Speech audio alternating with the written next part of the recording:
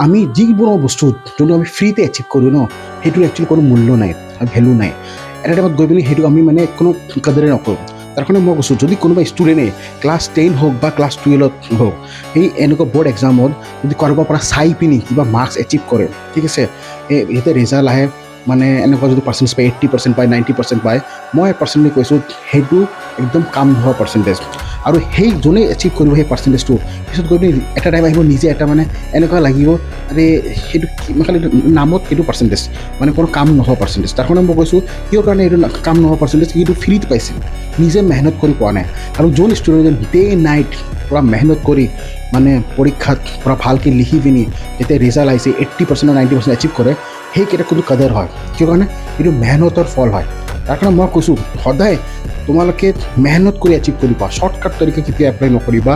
সব বস্তু ভালকৈ চাই পিনি ভালকৈ কি কৰি পিনি মেহনত কৰি পিনি এচিভ কৰিব ট্ৰাই কৰিবা এইটো চব বস্তুৱেই হওক এইটো লাগিলে তোমাৰ জবেই হওক বা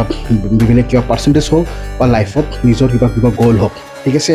মই এটা এক্সাম্পল দিছোঁ আজিকালি বহুত দেখা যায় কি পইচা দি পিনি চাকৰি লওঁ যদি তোমালোকে যদি কোনোবাই এনেকুৱা ভাবিছা কি পইচা দি চাকৰি হ'ব বা পইচা দি পিনি মই চাকৰি এটা ল'ম তাৰপিছত তোমালোকে ৰং জেগাত গৈ আছা তোমাৰ এটা ফিল নাহিব আৰু যদি তুমি